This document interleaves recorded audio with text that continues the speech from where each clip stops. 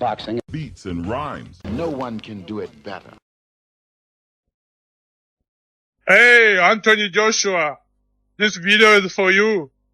I wanted to knock you out, and now you're talking shit. Ajagba is going to beat me. Shame on you. How many times did I call you out? How many times did I ask you to fight in Africa? You don't even feel shame of yourself. I want to fight you. I want to knock you out. Look at Daniel Dubois, broke his nose twice. He knocked you out cold. What happened to me? I'll knock you out in the first round.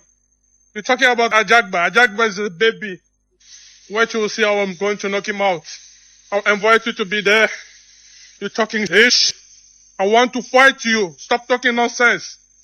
Now you say you're Nigeria. You're not British anymore. I'll knock you out. I'm African giant. I'm African warrior. I'll knock you out, you. After knocking Ajagba out, I'll knock you out as well. Bakole, tell him why you're mad, son. Tell him why you're mad. He wants all the smoke with AJ. Said that he broke Daniel Dubois' nose. Look at Daniel Dubois, broke his nose twice. He knocked you out cold. Which is true. And that's a proper call-out. They used to be sparring partners and they were very cordial. But business is business. He wants all the smoke. He wants to knock Anthony Joshua out. And this is a problem AJ has to deal with right now. His aura of invincibility, especially after that last defeat in particular, has gone. In fact, when you talk about the old guard, Joshua, Fury, Wilder, they've all lost their aura of invincibility. Some may argue they never had an aura of invincibility. And the up-and-coming are going to look to be taking scalps from the old guard to add on to their resumes. Yo, what's up, man? You know what, guys? I came to give Zhang, Big Zhang, his shoes. Zhang ran away, forget his shoes in Congo. I'm in Congo right now, training hard for Big Zhang. And I just heard that the Zhang, he said no to the fight. And he forget his shoes. Big Zhang, come collect your shoes, man. Stop running away. I know your team is protecting you. They don't want you to get knocked out. So now I'm focused now on Ajin Kabayal. Kabayal, be ready. Call out Zhang on the duck, and I don't care if you're a fan of Zhang or Caballero. I don't give a fuck about that. They both swerved it. It's calling everybody out. The division seems to be running scared, although F.A. Ajagba stepped up, and it looks like Martin Bakole looks at him like a light snack.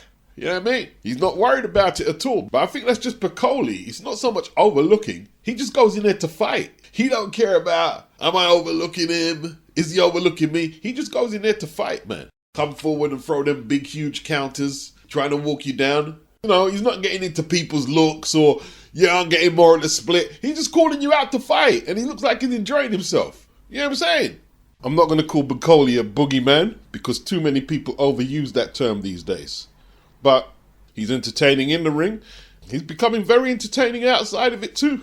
There's a lot of talk about the Ajagba fight, but there's no date and there's no location as yet. Anyone got any information from reliable sources? I'd like to know. He also called out Usyk, saying that he stopped Usyk to the body in sparring.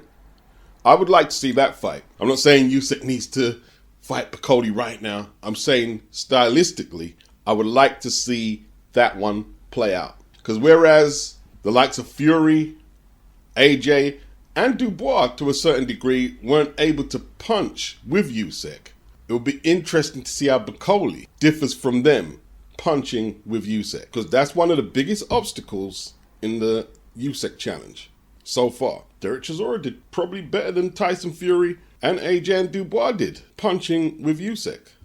But he was, let's just say, deficient in other areas where the likes of Fury and AJ have the longer arms and leverage advantage, and none of the Brits have been successful so far. Maybe it would take the Congolese heavyweight transplanted in Scotland to do the job, who knows? I will say this though, I'm withdrawing Bakole from my pick against Ajagba, and I'm going to stay neutral. It's just a division that's difficult to pick in, because all it takes is one shot.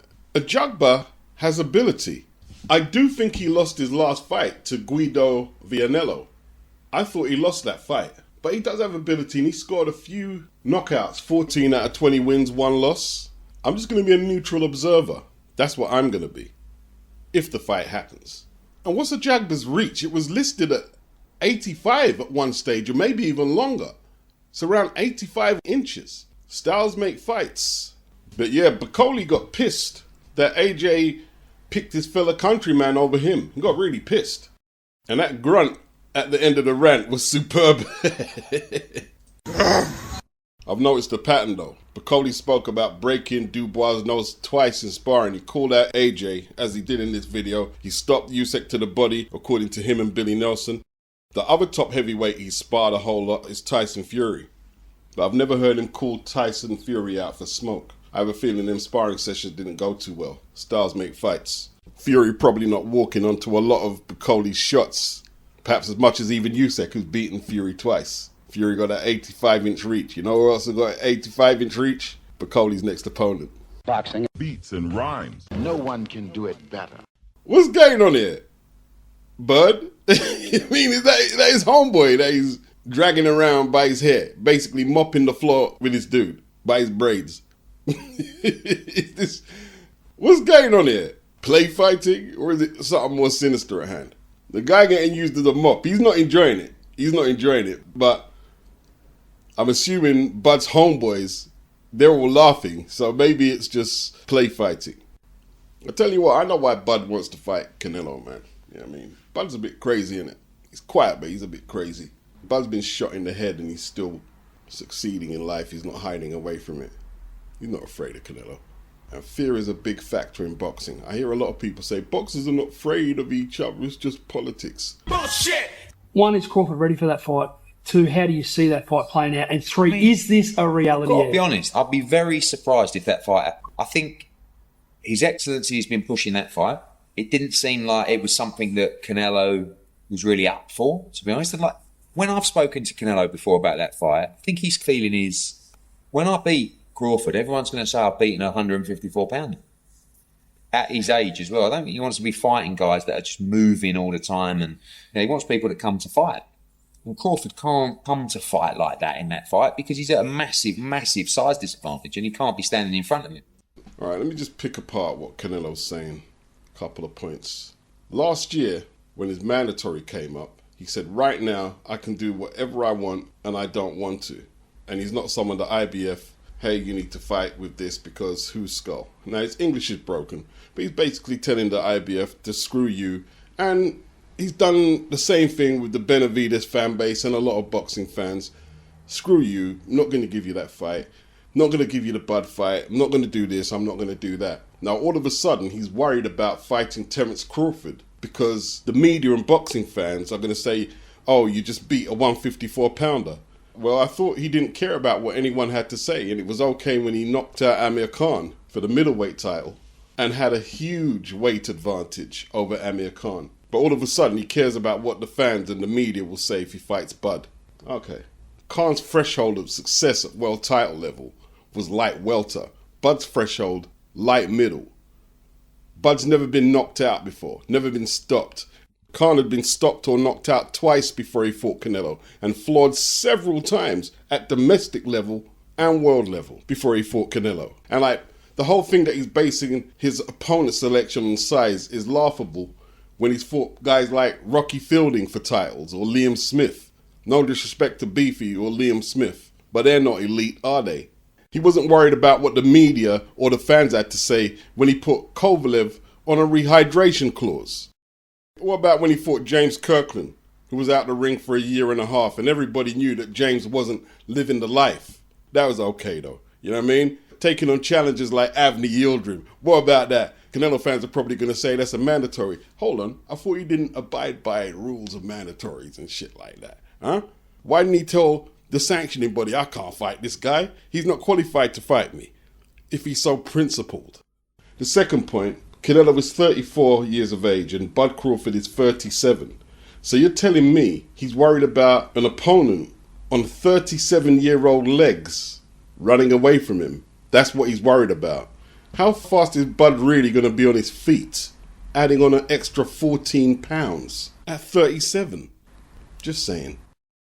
Boxing. Beats and rhymes. No one can do it better.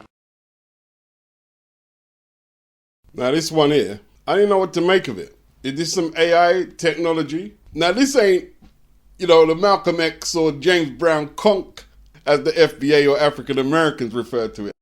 Because the conch style is shiny and glistening. Are they saying this is at Tank's training camp? And this is the new hairstyle, yeah? With the ponytail. If he does fight Lamont Roach in March, I question if he's in the right frame of mind. I don't know if Lamont Roach has improved since I saw him get outpointed by Jamel Herring. Is it a one-off or is he going to enter the ring like that? How do you go from braids? And he's got the ghetto, prison, roadman, gang-related braids. How do you go from that to that? You better get that therapy. Boxing, Beats and rhymes. no one can do it better. Frank Warren has started legal proceedings with Chris Eubank Jr. off that funny afternoon in London for the press conference for the initial Baterbia Bitbowl card. Thoughts? Do you care? Yes, I do care, Charlie Parsons. I do care. So, Frank Warren begins legal action against Chris Eubank Jr. for defamation after Chris Eubank had an outburst last September at the press conference for Baterbia versus Bivol. He also had a go at Callie Sowland, his previous promoter, and Eddie Hearn, and Frank Smith, who is actually married to Chris Eubanks' sister. They're all scumbags who have cheated and conned their way through the sport. He said the Sowlands had him under this dodgy contract taking money from him. Accused Matchroom of trying to put him in the ring with a juiced up to the gills Conor Benn.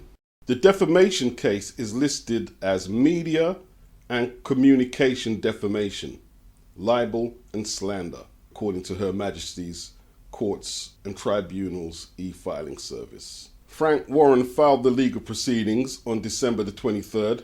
He previously accepted an apology from Eubank.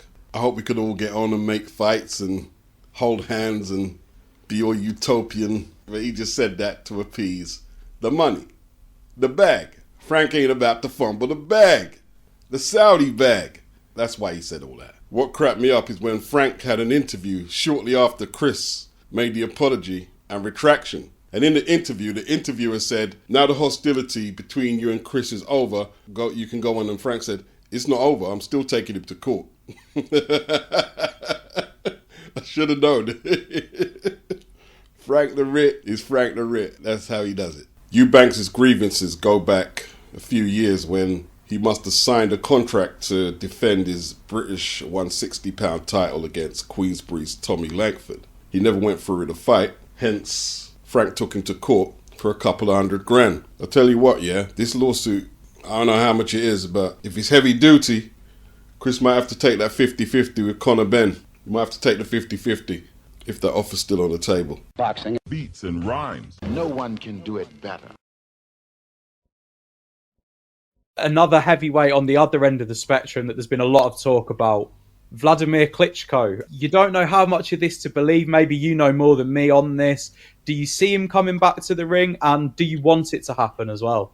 Vladimir's bright enough to make his own decisions. I think that it's a long time out of the ring he's had since the AJ fight, but he's always kept himself in tremendous physical condition. So when he finished that fight, it wasn't like he was shot or looked terrible. He nearly beat AJ that night.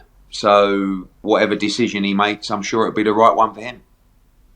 And if he does come back, who would you like to match him against? If they came to you and said, Eddie, who have you got for Vladimir? Who would you be looking at? He has to pick the right style to take on. But I think the Fury fight might have made sense. So we'll have to see. Sportsman Boxing, the whole interview is in the description box. Sub to their channel. Is Eddie Hearn hinting at the next move for Tyson Fury and Vladimir Klitschko? The long-awaited rematch, the 9-year-long awaited rematch. And perhaps Joshua and Fury could be later down the year. Or should I say the winner of Fury and Klitschko could be later down the year. This is what I'm saying, yeah? At heavyweight, a senior citizen tour, Klitschko, Wilder, AJ, Fury, hey, they make a stack load of money in stadium fights as well. If Klitschko's going to return to the ring, and this is just my opinion, Derek Chisora was scheduled to face Vlad around 14 years ago. Vladimir withdrew with a torn abdominal muscle, which a lot of people thought was sketchy. There were noises that Emmanuel Stewart did not like the hungry look in Derek Chisora's eyes, and perhaps this style could be all wrong for Vlad. It was one of the noises that was in the atmosphere at that time. Now, I know Del Boy is penciled in to face Otto Wallin in February in Manchester, but I'd still like to see this fight. If Vlad's going to return, Derek Chisora would be an excellent choice of opponent. Derek went on to challenge Vlad's brother Vladimir 2 years later for the WBC title, and definitely competitive, lost a 12-round decision. You know, Derek made a point to spit water in Vlad's face as he warmed up in the ring before facing Vitali. And let's not forget, in one of the press engagements in Munich, where Vitali and Derek went face to face, Derek slapped Vitali hard in his face. It was crazy. Yeah. That's the fight I would like to see Vlad have if he comes back. Not Lawrence Okoli. No disrespect, Lawrence, you know what I mean? Boxing. Beats and rhymes. No one can do it better.